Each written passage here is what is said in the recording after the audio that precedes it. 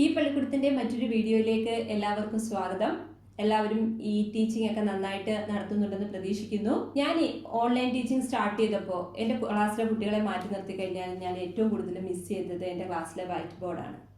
സാധാരണ നമ്മളൊരു ക്ലാസ് റൂമിലേക്ക് ചെല്ലുമ്പോൾ നമുക്ക് ആ വൈറ്റ് ബോർഡിൽ ഹെഡിങ് ഒക്കെ എഴുതി, ഇപ്പോൾ സപ്പോസ് നിങ്ങളൊരു ഡെറിവേഷനാണ് ചെയ്യുന്നതെങ്കിൽ ആ സ്റ്റെപ്പ് ബൈ സ്റ്റെപ്പ് അതൊക്കെ എഴുതി എക്സ്പ്ലെയിൻ ചെയ്യുമ്പോഴാണ് നമുക്കൊരു സാറ്റിസ്ഫാക്ഷൻ കിട്ടുന്നത്. എനിക്ക് തോന്നുന്നു ഈവൻ കുട്ടികൾക്കും അങ്ങനെ തന്നെ ആയിരിക്കും. നമ്മളിങ്ങനെ എഴുതി കാണിച്ച് എക്സ്പ്ലെയിൻ ചെയ്യുമ്പോഴായിരിക്കും അവർക്കും കുറച്ചുകൂടെ ക്ലാരിറ്റി കോൺസെപ്റ്റ്സിനൊക്കെ വരുന്നത്. നമ്മൾ ഓൺലൈൻ ടീച്ചിങ്ങിലേക്ക് ഷിഫ്റ്റ് ചെയ്തപ്പോൾ നമ്മൾ നമ്മുടെ വൈറ്റ് ബോർഡിനെ വല്ലാതെ മിസ് ചെയ്യുന്നുണ്ട്.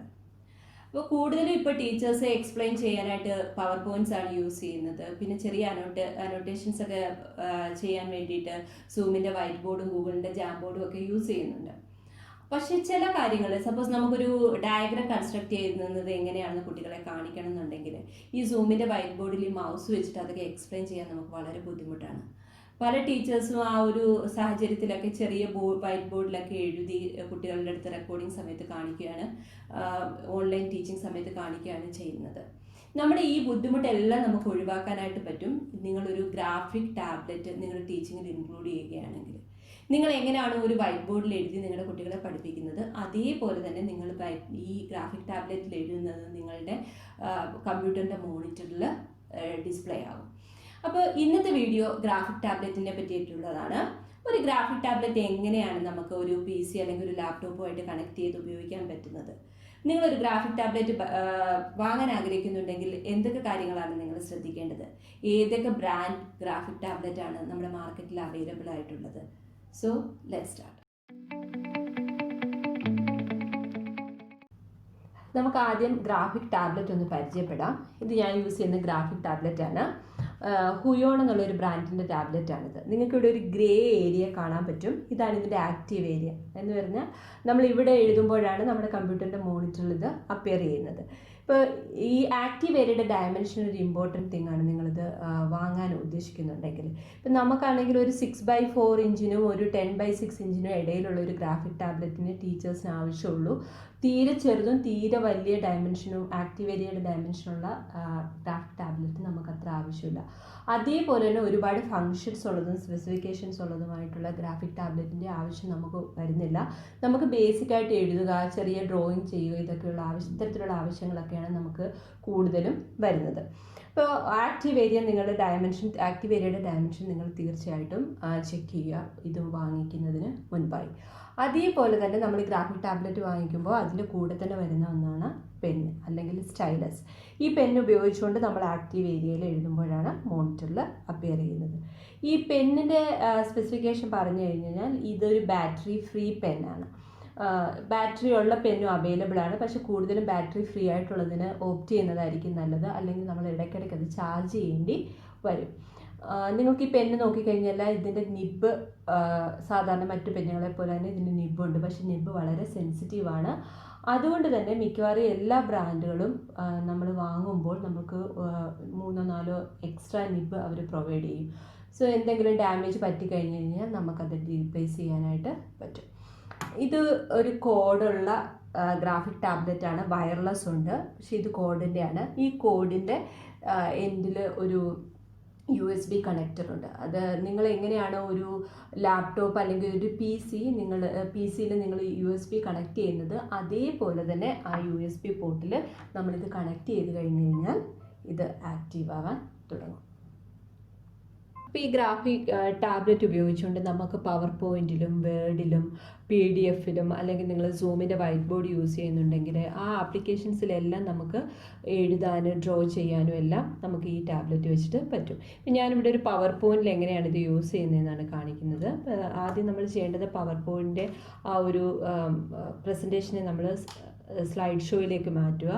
സ്ലൈഡ് ഷോയിലേക്ക് മാറ്റിയതിന് ശേഷം സപ്പോസ് നിങ്ങളിത് എക്സ്പ്ലെയിൻ ചെയ്യുന്ന സമയത്ത് നിങ്ങൾക്കതിനകത്ത് എന്തെങ്കിലും സപ്പോസ് നിങ്ങൾക്ക് എന്തെങ്കിലും എഴുതണം അല്ലെങ്കിൽ ഡ്രോ ചെയ്യണം, അങ്ങനെയൊക്കെയുള്ള കേസുകൾ വരുമ്പോൾ ഈ പെന്നിൻ്റെ ഓപ്ഷൻ ഇവിടെ അവൈലബിൾ ആയിരിക്കും ഈ സ്ലൈഡ് ഷോയിൽ ഇടുമ്പോൾ.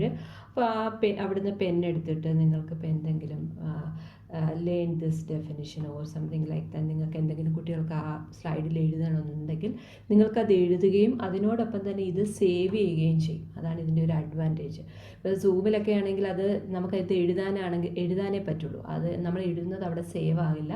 പക്ഷേ ഇവിടെ വേണമെങ്കിൽ നമുക്കത് സേവ് ചെയ്യാനായിട്ട് പറ്റും. അപ്പം നിങ്ങൾക്ക് അങ്ങനെ എന്ത് തരത്തിലുള്ള അനോട്ടേഷൻസ് വേണമെങ്കിലും പവർ പോയിന്റിൽ സ്ലൈഡ് ഷോയിൽ ഇട്ട് കഴിഞ്ഞാൽ ചെയ്യാൻ പറ്റും. ഇപ്പം നിങ്ങൾ എഴുതുന്നില്ല എന്നുണ്ടെങ്കിൽ ഇതൊരു മൗസ് പോലെ തന്നെ വർക്ക് ചെയ്യും. അതായത് നിങ്ങൾക്ക് വേറൊരു സ്ലൈഡിലേക്ക് മൂവ് ചെയ്യണം അങ്ങനെയൊക്കെയുള്ള കേസുകളിലാണെങ്കിൽ അതിന് വേണ്ടിയിട്ട് ഒരു മൗസ് പോലെ തന്നെ നമുക്ക് ഈ പെന്ന് യൂസ് ചെയ്യാൻ പറ്റും. ഇപ്പം നമ്മൾ പവർ പോയിന്റിൽ ഉപയോഗിച്ചതുപോലെ തന്നെ ഇതിൽ നമുക്ക് വേർഡിൽ വേണമെങ്കിൽ നമുക്കിത് യൂസ് ചെയ്യാനായിട്ട് പറ്റും. ഇപ്പോൾ സപ്പോസ് നമ്മുടെ കുട്ടികൾ നമുക്കൊരു അസൈൻമെൻറ്റ് അയച്ചു തന്നു, നമുക്കത് കറക്റ്റ് ചെയ്യണം. അങ്ങനെയൊക്കെയുള്ള കേസുകളിൽ നമുക്കത് കറക്ഷന് വേണ്ടിയിട്ട് യൂസ് ചെയ്യാം. നിങ്ങൾക്കത് കറക്റ്റ് ചെയ്യാം. നിങ്ങൾക്ക് എന്തെങ്കിലും ചേഞ്ചസ് വരുത്തണമെന്നുണ്ടെങ്കിൽ അതിൻ്റെ വേർഡിൽ നിങ്ങൾക്ക് എഴുതാം. നിങ്ങൾക്ക് ഗ്രേഡ് ചെയ്യാനുള്ള യൂസസിന് വേണ്ടിയിട്ട് നിങ്ങൾ യൂസ് ചെയ്യാം. അപ്പം ഞാൻ പവർ പോയിൻറ്റിൻ്റെ കേസിൽ പറഞ്ഞതുപോലെ തന്നെ ഇവിടുത്തെ ഒരു അഡ്വാൻറ്റേജ് എന്ന് വെച്ച് കഴിഞ്ഞാൽ നമ്മൾ എന്താണോ ഇതിനകത്ത് എഴുതുന്നത് ഈ ടാബ്ലറ്റ് ഉപയോഗിച്ചുകൊണ്ട് അതവിടെ സേവ് ആകും. അപ്പോൾ ഇത് തന്നെ നിങ്ങൾക്ക് എന്ത് ചെയ്യാം, നിങ്ങളിപ്പം ഞാനിത് ഗ്രേഡ് ചെയ്തു, ഇതെനിക്ക് കുട്ടികൾക്ക് സെൻഡ് ചെയ്യാനായിട്ട് പറ്റും. ഈ ഗ്രേഡഡ് അസൈൻമെൻറ്റ് എനിക്ക് സെൻഡ് ചെയ്യാനായിട്ട് പറ്റും. പൊതുവേ ഞാൻ ക്ലാസ് എടുക്കുന്ന ടൈമിൽ ഞാൻ യൂസ് ചെയ്യുന്നത് OneNote. OneNote ഞാൻ യൂസ് ചെയ്യാനുള്ള കാരണം അതിനകത്ത് കുറച്ചുകൂടി സ്പെസിഫിക്കേഷൻസ് ഉണ്ട്. ഞാൻ നേരത്തെ ഒരു വീഡിയോ ഇതിനു വേണ്ടി ചെയ്തിട്ടുണ്ട്. അപ്പോൾ ആ കേസിൽ നിങ്ങൾക്ക് കാണാൻ പറ്റും ഇതിനകത്ത് റൂളർ, ഷേപ്സ്, അതേപോലെ തന്നെ നിങ്ങളൊരു ക്വസ്റ്റ്യൻ പേപ്പർ നിങ്ങൾക്ക് ഇമ്പോർട്ട് ചെയ്തിട്ട് ഡിറ്റക്റ്റ് ചെയ്യണമെങ്കിൽ ആ കേസുകളിലെല്ലാം നമുക്ക് OneNote ആണ് ഏറ്റവും ബെസ്റ്റ് ആയിട്ടുള്ള ഓപ്ഷൻ. ഇപ്പോൾ OneNoteൻ്റെ കേസിൽ നമുക്ക് വളരെ വൃത്തിക്ക് എഴുതാനായിട്ട് നമുക്കിത് യൂസ് ചെയ്യാനായിട്ട് പറ്റും. അതുമാത്രമല്ല ഇപ്പോൾ ഡ്രോയിങ് എന്തെങ്കിലും ചെയ്യണമെങ്കിൽ നമുക്ക് അത് ചെയ്യാനും ഒക്കെ വളരെ നന്നായിട്ട് ഗ്രാഫിക് ടാബ്ലറ്റ് വെച്ച് പറ്റും. ഇത് മാത്രമല്ല നിങ്ങൾക്ക് PDF വേണമെങ്കിൽ ചെയ്യാം. അപ്പോൾ സൂമിൻ്റെ വൈറ്റ് ബോർഡ് നിങ്ങൾ യൂസ് ചെയ്യുന്നുണ്ടെങ്കിൽ സൂമിൻ്റെ വൈറ്റ് ബോർഡിൽ ചെയ്യാനായിട്ടും ഇത് യൂസ്ഫുള്ളാണ്. ഇന്ന് നമ്മൾ പരിചയപ്പെട്ടത് ഹുയോൺ എന്നുള്ള ബ്രാൻഡിൻ്റെ ഗ്രാഫിക് ടാബ്ലറ്റ് ആയിരുന്നു. ഇത് കൂടാതെ വാക്കോം, XP പെൻ ഇതുപോലുള്ള പോപ്പുലർ ബ്രാൻഡ്സ് മാർക്കറ്റിൽ അവൈലബിൾ ആണ്. ആമസോൺ, AliExpress, ഫ്ലിപ്കാർട്ട് ഇതുപോലുള്ള ഓൺലൈൻ പ്ലാറ്റ്ഫോമുകളിൽ നിന്ന് നിങ്ങൾക്ക് ഇത് വാങ്ങിക്കാനായിട്ട് പറ്റും. ഞാൻ ഈ ഗ്രാഫിക് ടാബ്ലറ്റ് വാങ്ങിയപ്പോൾ ഇതിൻ്റെ പ്രൈസ് റേഞ്ച് ഒരു 5000 ആ ഒരു റേഞ്ചിലായിരുന്നു വന്നിരുന്നത്.